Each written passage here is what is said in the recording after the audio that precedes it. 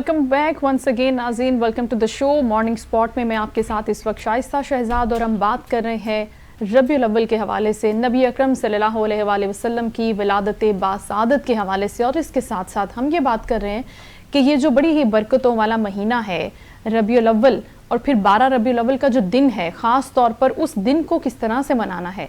लेकिन सबसे जो बुनियादी चीज़ है जिसको हम अपने गेस्ट मोहम्मद मस्कीन नक्शबंदी साहब हमारे साथ स्टूडियो में मौजूद हैं, उनसे हम पूछना चाहेंगे कि क्या है मकसद हयात, नबी अकरम सल्लल्लाहु अलैहि वसल्लम की ज़िंदगी का बुनियादी मकसद क्या है जो हमें मुसलमानों को बताना है इस वक्त। आप अलैहिस्सलातु वस्सलाम की ज़िंदगी का बुनियादी मकसद, आप अलैहिस्सलातु वस्सलाम की आमद ता क़यामत तक इंसानों के लिए एक बुनियादी चीज़ है, और वो ये है कि आप अलैहिस्सलातु वस्सलाम की दिन रात का गम, दर्द और कुढ़न इस बात पर ज़्यादा था। बल्कि अगर हम यानी यूँ देखें कि हुज़ूर सल्लल्लाहु अलैहि वसल्लम की इब्तिदा से लेके दुनिया से पर्दा फरमाने तक जो बुनियादी मरकज़ी नुक्ता, बुनियादी मकसद जो आपकी ज़िंदगी का में हमें हर जगह नज़र आता है, वो क्या है कि मेरा एक एक उम्मती जहन्नम की आग से बच जाए और जन्नत में जाने वाला बन जाए। इसके लिए आप अलैहिस्सलातु वस्सलाम ने जो तकालीफ़ उठाई हैं, यहाँ तक इरशाद फरमाया कि तमाम अंबिया अलैहिमुस्सलातु वस्सलाम की तकालीफ़ एक तरफ और मुझ अकेले की तकालीफ़ एक तरफ, तो उनको जमा किया जाए तो आप अलैहिस्सलातु वस्सलाम की तकालीफ़ सबसे बढ़ जाएगी। सिर्फ ताइफ का वाक़या जिसके तसव्वुर से आदमी जो है ना कांप उठता है कि आप वजह कायनात आक़ाए दो आलम सल्लल्लाहु अलैहि वसल्लम, जिनके जिस्म से लगी हुई मिट्टी भी अल्लाह के यहाँ अर्श, काबा और कुर्सी से मुक़द्दस है, उस जिस्म को किस तरह तकलीफ़ें दी गई और किस तरह पत्थर मारे गए, आप अलैहिस्सलातु वस्सलाम का खून बहाया गया, आप अलैहिस्सलातु वस्सलाम के पीछे ओबाश और लोफर लड़कों को लगाया गया, वो आवाज़ें कसते थे, पत्थर मारते थे। इन तमाम तकालीफ का और ज़िंदगी भर की फ़िक्र का, कुढ़न का यही था कि एक एक उम्मती जो है वो जहन्नम की आग से बच जाए और जन्नत में जाने वाला बन जाए। और बुनियादी मकसद भी उम्मत को ये देखे गए कि मेरे बाद अना खातमन नबीयीन ला नबी आबादी, अब मेरे बाद किसी नबी ने नहीं आना, मैं आखिरी नबी हूँ। तो नबूवत वाला काम अल्लाह ने कुरान में और हुज़ूर अलैहिस्सलातु वस्सलाम ने अपनी सीरत से और अपने इरशादात से इस उम्मत के हवाले किया है कि अब क़यामत तक आने वाले आखिरी इंसानों के ज़िम्मे है कि तुम मेरे दीन का, मेरी मोहब्बत का, मेरे उसवे हसना का और इस्लाम का पैगाम लेके पूरी दुनिया में फैल जाओ।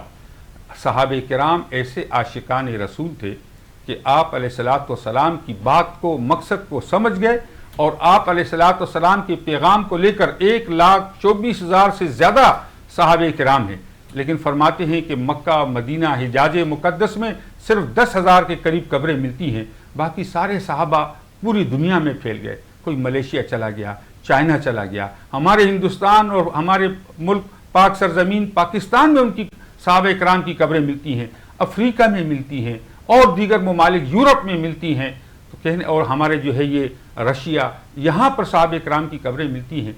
तो आप अलैहिस्सलातु वस्सलाम का असल मकसद ये था कि अदऊ इलल्लाह, अल्लाह ने भी आप अलैहिस्सलातु वस्सलाम को ये दावत दी, ये इरशाद फरमाया। कुरान की आयत है, औज़ु बिल्लाहि मिनश शैतानिर रजीम, कुल हाज़िही सबीली अदऊ इलल्लाह, ए मेरे प्यारे हबीब आप इनसे कह दीजिए है ये है मेरा रास्ता, हाज़िही सबीली, ये है मेरा रास्ता। अब हुजूर का रास्ता क्या है?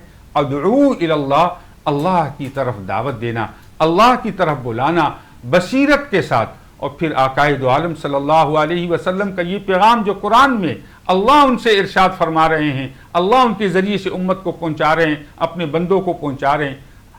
अदऊ इलल्लाह अला बसीरतिन अना व मन इत्तबानी, हुजूर से फरमाया जा रहा है कि आप कह दें कि ये मेरा काम है और मेरे आशिकों का काम है, मेरे इत्तिबा करने वालों का काम है। आज हम सब हुजूर सल्लल्लाहु अलैहि वसल्लम की मोहब्बत ऐन ईमान है। आप अलैहिस्सलातु वस्सलाम की शान में अदना गुस्ताखी कुफ्र है, वो मुसलमान नहीं हो सकता। जो हुजूर से मोहब्बत करता है वो हुजूर के पैगाम को पूरी दुनिया में आम करेगा, वो हुजूर के पैगाम को पूरी दुनिया में फैलाएगा, وہ حضور وہ انسانیت سے محبت کرے گا، اس کے دل میں انسانیت کی محبت ہوگی، اس کے لیے درد ہوگا کہ کہیں یہ انسان جو ہے وہ جہنم میں نہ چلے جائے، جہنم کی آگ سے بچ جائے اور جنت میں چلے جائے۔ یہی حضور کا غم تھا، یہی حضور کی فکر تھی، اور یہی اللہ نے آپ علیہ الصلوۃ والسلام کے ذریعے سے اس انسانیت کو پہنچایا ہے۔ فرماتے ہیں کہ کم و بیش 60 آیاتیں جن میں حکم کا تاثر ملتا ہے، آپ علیہ الصلوۃ والسلام کو دعوت اور تبلیغ، اللہ کی دین کی طرف بلانے، حضور علیہ الصلوۃ والسلام کی محبت اور سیرت کی طرف بلانے کے لیے اللہ نے ارشاد فرمایا۔ احادیث تو کثرت سے ہیں، صحابہ کرام کی زندگیاں اس میں گزر گئی اور وہ پوری دنیا میں پھیل گئے۔ حضرت بلال رضی اللہ تعالی عنہ، کتنا عجیب واقعہ ہے کہ آپ علیہ الصلوۃ والسلام جب دنیا سے تشریف لے گئے تو مدینے میں رہنا دوبر ہو گیا۔ حضور صلی اللہ علیہ وسلم کے جس ممبر پہ تشریف فرما تھے، اس ممبر کو خالی دیکھنا ان سے برداشت نہ ہوا، اور اللہ کے راستے میں نکل گئے اور اللہ کے راستے میں دعوت اور اللہ کے راستے میں جدوجہد کرنے لگے، دین کو پھیلانے لگے۔ دمشق پہنچ گئے، اور دمشق میں ایک بار حضور علیہ الصلوۃ والسلام کی خواب میں آمد ہوئی۔ آپ علیہ الصلوۃ والسلام نے کہا، اے بلال، یہ کیا ظلم ہے، ہمارے پاس کیوں نہیں آتے؟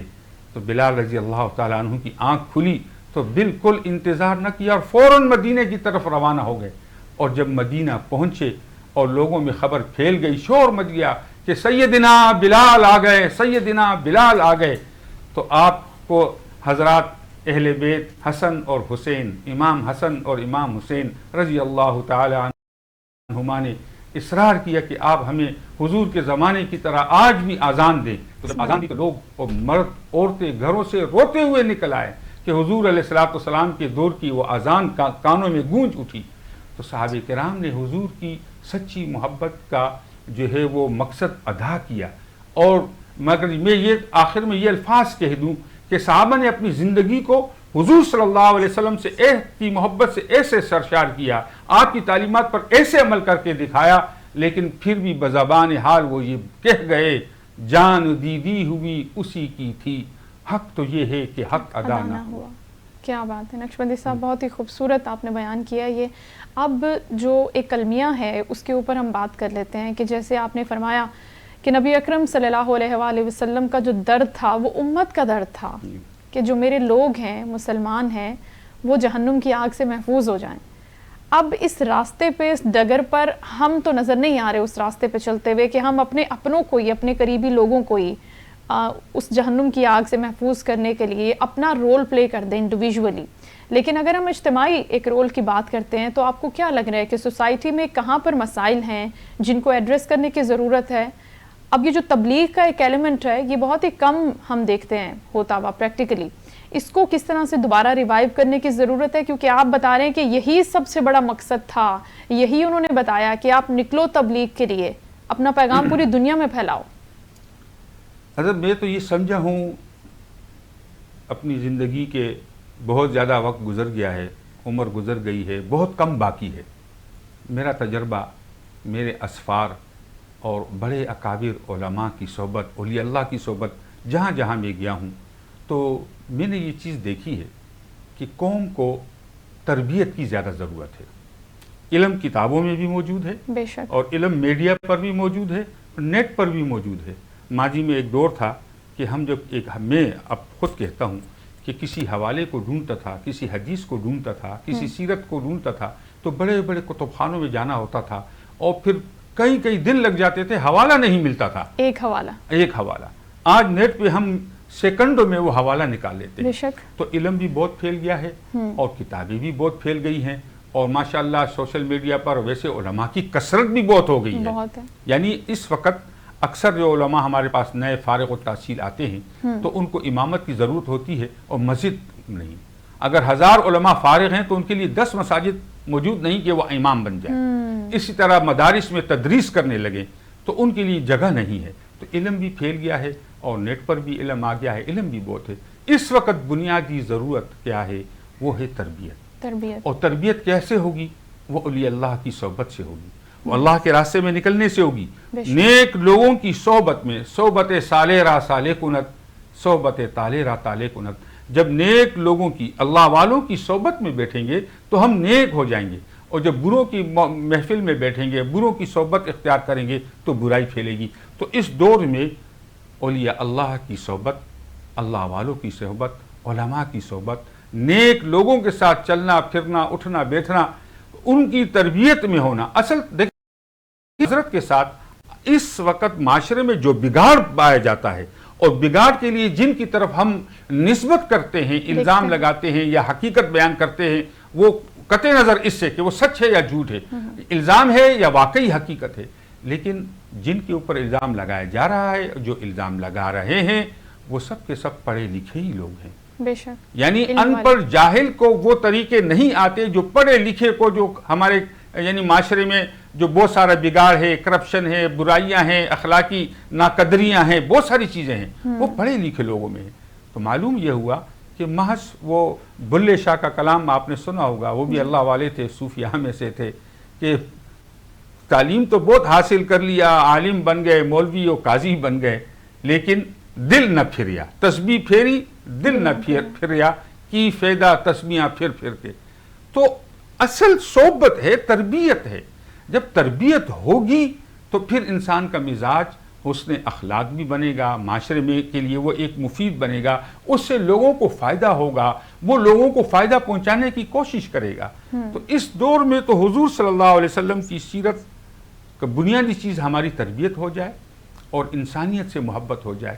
آج انسان دیکھیں، ہمارے مسلمان دیکھ لیں، پاکستان کے حالات دیکھ لیں، ایک سوڈان کے ایک بڑے شیخ الاسلام نے بولا دنیا کا سب سے کم تر خطبہ، مختصر خطبہ دیا، اور آ کے کھڑے ہو گئے اور فرمایا کہ کسی بھوکے کے منہ میں ایک لقمہ ڈالنا بیت اللہ میں 1000 رکعت نفل سے افضل ہے۔ تو اس وقت محبتیں ہوں، دیکھیں ہمارے پڑوسیوں کا کیا حال ہے، ہمارے عزیز و اقارب رشتہ داروں کا کیا حال ہے، انسانیت کا کیا حال ہے۔ کیسی عظیم ہستی تھی امام زین العابدین رحمہ اللہ، حسین کا بیٹا رضی اللہ تعالی عنہ۔ فرمایا جب دنیا سے پردہ فرما گئے، انتقال فرما گئے، تب 100 گھر ایسے نکلے جن کو پتہ چلا، آپ کے انتقال کے بعد پتہ چلا کہ وہ جو رات کی تاریکی میں آ کر دے جاتے تھے وہ حسین کا بیٹا امام زین العابدین رضی اللہ عنہ تھے۔